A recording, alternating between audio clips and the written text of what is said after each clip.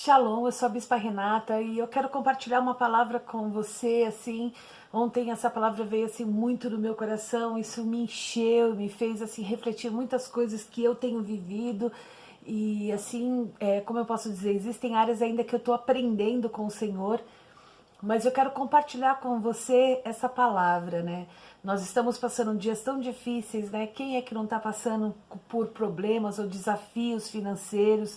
Quem talvez não esteja passando pelo desemprego, né? Ou às vezes, mais difícil ainda, passando pela enfermidade, passando talvez por um luto que foi, né? Que está sendo essa pandemia. Não tendo, talvez, existem momentos que a gente não tem perspectiva, né? Mas eu quero te desafiar, você confiar em Deus, você olhar para o Senhor, realmente você acreditar em Deus, assim, que Deus pode todas as coisas. Eu sou ainda um tipo de pessoa, quando eu digo que eu sou, é porque eu sei que Deus está me ensinando e eu não abro mão dos ensinamentos, desse aprendizado que o Senhor está fazendo na minha vida, mas não, às vezes não tem sido fáceis. Mas aprender mesmo, sabe, assim, a confiar em Deus, entender o momento de Deus, entender que, assim, eu sempre vi fé, eu sempre acreditei piamente que Deus pode curar, que Deus pode dar um carro, Deus pode dar uma casa, Deus pode curar instantaneamente uma pessoa, que Deus pode ressuscitar, mas eu sempre achei que eu era aquela pessoa que eu ia estar ali para compartilhar, eu estaria ali para orar, eu estaria ali para jejuar, eu estaria ali para ser uma pessoa que estivesse abençoando a outra pessoa e assim, nunca consegui me imaginar eu, né? E já faz um ano, desde 2019, assim, de repente eu perdi meu salário, eu perdi a casa nossa casa, né, que nós temos uma casa de aluguel e perdi tudo. E quando eu olhei para aquela situação, no começo eu chorava, no começo eu, dentro de mim, entrei num processo de ansiedade muito grande e eu só dizia, e agora, né? Meu medo era de que faltasse frutas para minha mãe. Minha mãe, em 2017, a minha mãe fez uma ponte safena, e minha mãe, assim, né, foi um milagre de Deus mesmo. E, enfim, e como ela tem já idade, ela tem dificuldade de comer, então ela precisa de certas frutas, e tudo aquilo vinha com muito forte na minha cabeça, aquela preocupação, como que iria, nada poderia faltar, nada para minha mãe. E eu com irmãs da fé, assim, né, mulheres de oração, e essas pessoas sempre me inspiravam, né, que Deus era o meu sustento, né, e eu tenho visto isso, assim, passou-se um ano, e eu lembro que essas irmãs de oração, uma delas a minha irmã, pastora Selma, missionária Rosângela, minha mãe na fé Ednete, pastora Mira, eu lembro que quando fez um ano até a minha mãe na fé Ednete, ela até disse, e aí, mana, já passou um ano, faltou alguma coisa? E eu disse, pelo contrário, assim, tudo que eu nem imaginava, que me preocupava, né, era com as coisas de casa, o que me preocupava era com a minha faculdade, mas assim, coisas minuciosas, tipo, sabe aquelas coisas que mulher gosta, né, sei lá, de perfume, de batom, de acessórios, eu não sei, mas de repente até isso Deus não deixou faltar. E o que eu quero te dizer é que você não deve se desesperar, né? Mas você deve buscar em Deus. Não tem sido fácil? Não, não tem sido fácil. Você realmente olhar e dizer assim, meu Deus, mas eu posso estudar, eu posso fazer isso, eu posso fazer aquilo, e parece que todas as portas se fecharam, né? Mas assim, ontem à noite, assim, eu estava muito, assim, como se diz, meditando mesmo, né? Vi uma pessoa da minha família muito preocupada e eu fui orar ao Senhor à noite. E aí o Senhor colocou essa palavra no meu coração sobre Elias, né? Porque diz assim, Elias, 1 Reis capítulo 17, diz assim, então Elias o tesbita, dos moradores de Gileade, disse a Acabe, tão certo como vive o Senhor, Deus de Israel, a quem eu sirvo, não haverá orvalho, nem chuva nos próximos anos, a não ser quando eu disser. Então a palavra do Senhor veio a Elias dizendo, saia daqui, vá para o leste e esconda-se junto ao ribeiro de Querite, nas mediações do Jordão, você beberá a água do ribeiro e eu ordenei aos corvos que sustentasse você naquele dia. Elias fez foi e fez segundo a palavra do Senhor. Retirou-se e ficou morando junto ao ribeiro de Querite, nas imediações do Jordão. Os corvos lhe traziam pão e carne pela manhã, bem como pão e carne ao anoitecer. E ele bebia a água do ribeiro. Mas, passados alguns dias, o ribeiro secou, porque não havia chuva sobre a terra. Olha que coisa tremenda, né?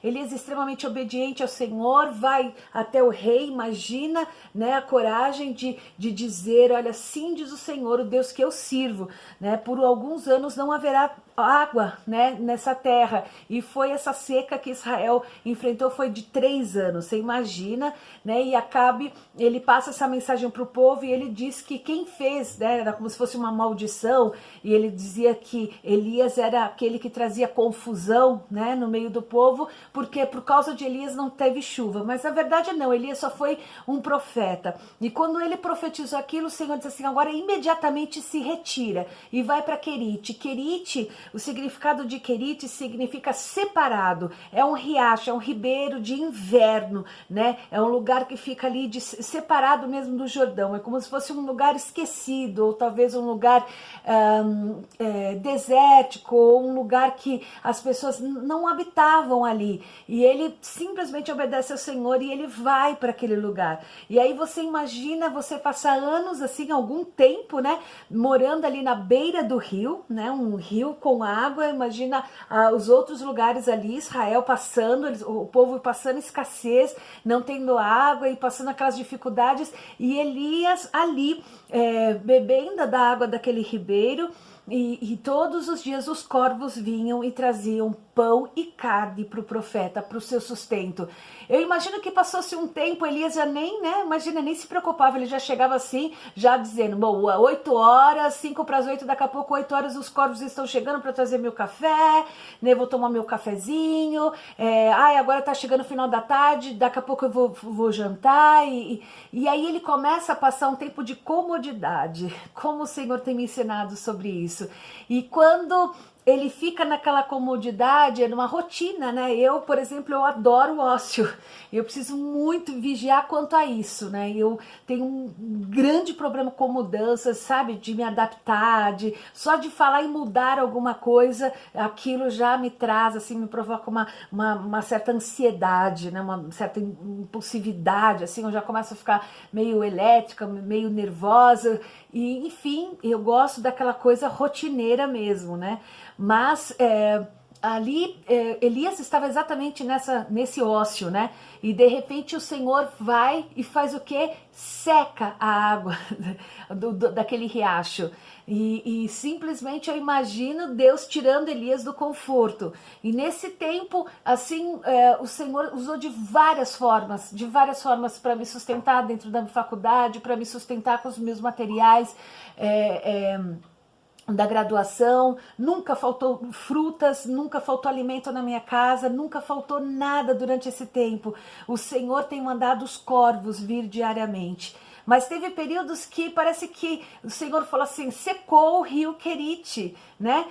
Secou, agora não é mais o momento de Elias ficar escondido, não é mais o momento de Elias ficar num lugar esquecido, não é mais o momento de Elias ficar olhando para o rio, porque existem momentos que a gente olha para o rio e a gente diz assim, esse rio é o meu sustento, né? Esse corvo é meu sustento, e é exatamente isso que eu tenho aprendido a andar pela fé. Eu não tenho que olhar para as pessoas que o Senhor usou, que é muito, como se diz assim, é muito humano, sei lá, é muito, muito certo, né? Não há problema algum que às vezes a gente olha para aquela pessoa que o Senhor nos usou para abençoar a nossa vida, né? Então, às vezes a gente fala assim, ai, poxa, se fulano, né? Poxa, eu tô nessa situação, ai, será que o fulano vai trazer meu suprimento?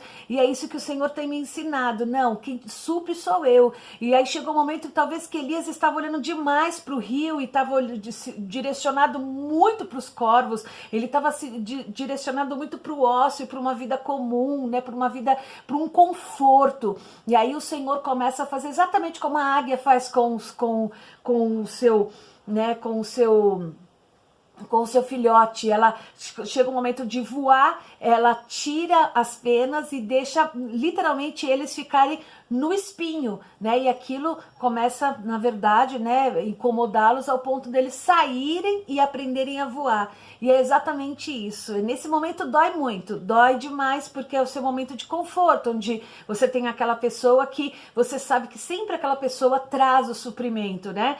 Mas às vezes fica muito confortável. Eu não sei se eu estou dizendo para você se é alguém que tem semeado na sua vida, se é um parente que tem falado, não, pode deixar que o seu convênio eu pago, pode deixar que o seu aluguel eu pago. Eu não sei se é o seu emprego que você pagava todas as suas despesas e você ajudava ainda famílias, você ajudava as outras pessoas. Eu não sei pelo que você está passando, mas o Senhor está dizendo para você, olha, existe um momento de profetizar em Israel, de ser profeta, mas é o momento de ir pro Querite, que é um lugar escondido, um lugar que você vai ser alimentado, você vai ter uma abundância de água, mas no momento que o Senhor, você fica naquele conforto, Deus tira. E aí agora o que o Senhor, ele diz para Elias? Ele diz o seguinte, então a palavra do Senhor veio a Elias dizendo, levanta-te e vá a Sarepta, e que pertence a Sindom, e fique por lá. Ali ordenei a uma viúva que dê comida para você. Você entende? Deus não deixou de suprir Elias. Deus não abandonou Elias, né? Deus não deixou de saciar as necessidades, né, fisiológicas e espirituais de Elias. Mas ele simplesmente moveu o ninho, ele simplesmente ele começou a trazer situações para que Elias não dependesse do riacho, não dependesse dos corvos, não dependesse, né, de outras coisas. E é isso que eu tenho entendido. Eu tenho entendido que eu preciso olhar para Deus, eu preciso confiar em Deus, ainda que existem momentos, né, que a gente se culpa. Imagina, nós trazemos a culpabilidade para nós mesmos, o que temos gastado, o que temos feito, onde eu posso melhorar, e sendo que às vezes você tá realmente, o que você tá gastando, o que você tá fazendo é o necessário para sua família, é o mínimo, né, que você tem para ter uma vida aí meio que balanceada e certa. Mas às vezes a gente começa a se culpar, Deus, o que eu preciso tirar, Senhor, eu vou tirar, sei lá, maionese, eu vou tirar manteiga, eu vou tirar carne, eu vou tirar isso, eu vou tirar aquilo. Nós começamos a nos culpar de uma situação que está acontecendo, que nós estamos passando esse processo no nosso país, e o mundo está passando esse problema economicamente, esses desafios. E é isso que Deus tem me ensinado, é isso que o Senhor, na verdade, tem feito com que eu compreenda que eu tenho que olhar para o céu, sabe? Quando o salmista diz assim, de onde me virá o socorro? Percebe-se? Ele está em grande desespero, uma agonia, imagina a agonia da alma. De onde me virá o socorro? Tipo, como eu vou sair dessa situação? Não tem saída, meu Deus, que lugar desesperador. Mas de repente ele olha para os altos céus e ele entende, e no espírito dele, não da alma, mas do espírito, e ele diz confiantemente, ele declara, o meu socorro vem do Senhor que fez os céus e a terra. Às vezes nós falamos de fé, e eu não estou te acusando, porque eu estou aprendendo também com o Senhor, mas às vezes nós falamos tanto de fé, mas não conseguimos nos posicionar, né, de dizer, Senhor, me traz a sua paz. Porque, queridos, a Bíblia diz que não é de Deus. Deus não quer que a gente perca o sono. E às vezes nós perdemos o sono. E nós ficamos, a Bíblia, se não me engano, no Salmo capítulo 3, de um lado ao outro. Ou seja, virando-se uma noite inteira preocupado. E a palavra do Senhor diz o quê? Que nós não devemos nos preocupar com o dia de amanhã. Mas também o Senhor não quer que nós fiquemos no conforto, né? Então, o Senhor tem me suprido, mas não é da forma que eu quero, né? Não é naquela coisa de conforto, né? Que chega a provisão assim, que a gente fala, glória a Deus, aleluia, Deus é bom, Deus, né? Ai meu Deus, assim, a multiforme sabedoria de Deus é tremenda, né? E eu tenho experimentado, sei lá, um pouquinho disso, assim, que o Senhor tem me ensinado. E todas as vezes que eu começo a olhar assim, ai não, mas se a minha irmã pagar essa conta, meu Deus, ai, se fulano, se ciclano me ajudar nisso, não, queridos, olha para o Senhor teu Deus, é o Senhor que vai suprir, é o Senhor que vai surpreender o seu coração. E quando nós começamos a realmente a descansar em Deus, que é a parte mais difícil, é descansar em Deus. Queridos, venha uma certeza no seu coração que você pode às vezes obter uma coisa, que o Senhor vai trazer uma estratégia, que Deus vai dar uma ordem de comando. Então, queridos, às vezes eu tô vendendo, às vezes eu tô cuidando de cachorro, às vezes eu tô na minha casa, batem na minha porta e minha provisão chega, né? Às vezes eu tô pregando num lugar e o Senhor me supre, às vezes eu tô fazendo outras coisas, né? Mas o Senhor tem feito, não só de corvos eu tenho experimentado, mas eu tenho experimentado o Querite, eu tenho experimentado as águas do Jordão, eu tenho experimentado, né, o peixe, quando diz para Pedro, vai pescar, que o dinheiro, a dracma tá lá, né, no peixe.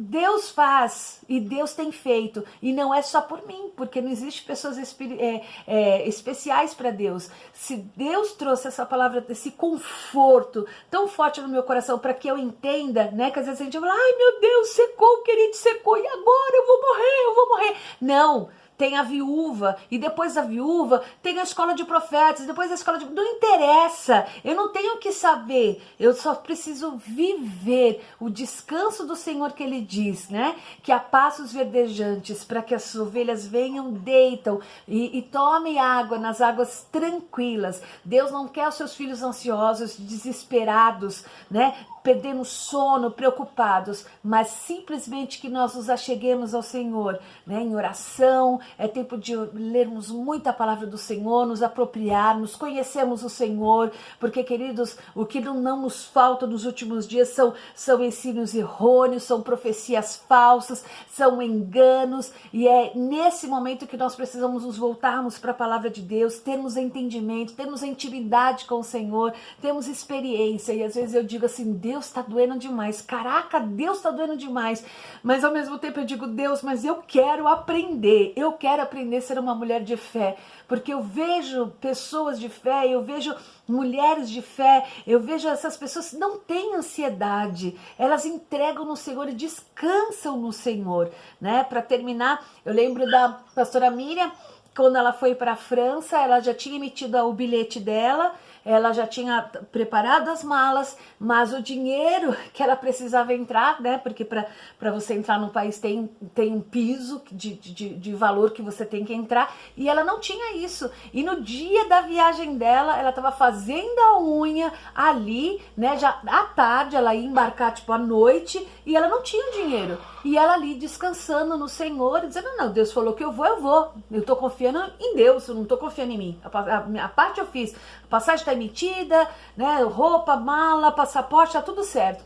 E ela fazendo ali a unha, tudo, e quando ela terminou, a nora dela chegou e brincou com ela, né, falou, e aí, véia, conseguiu o dinheiro? Aí ela falou assim, ainda não, mas Jesus falou que eu vou, então eu vou.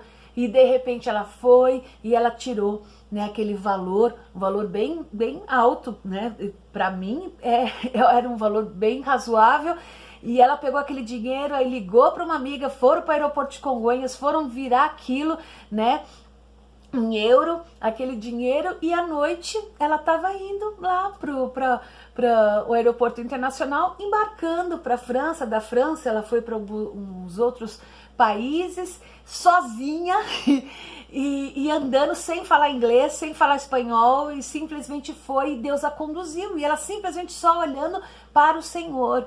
Então, é isso, quando eu vejo mulheres assim, vivendo esses momentos de fé, é isso que eu simplesmente digo, eu sempre dizia, Senhor, eu quero viver, porque eu sempre, né, por ser minha mãe, né, a gente não tinha pai, então minha mãe ensinava aquela coisa de caderneta, que tudo tem que ser certinho, se você ganha, sei lá, R$750, então você tem que botar porque você só pode, né? Enfim, era aquela coisa muito certinha, e viver pela fé às vezes é tudo muito louco. Não é sair comprando, não é ser irresponsável, não é ser caloteiro, não é nada disso que eu estou dizendo que é viver pela fé, mas é uma intimidade, é algo assim que o Senhor disse, olha, você vai trabalhar, eu vou te dar um carro, eu vou fazer isso, eu vou fazer aquilo, eu não estou falando de só coisas materiais, tá? E Deus trouxe a existência que não existia. E é isso para minha vida e para sua vida. Espero que essa palavra, que o Espírito Santo fale muito, muito, muito mais no seu coração, como o Senhor falou no meu coração. Shalom.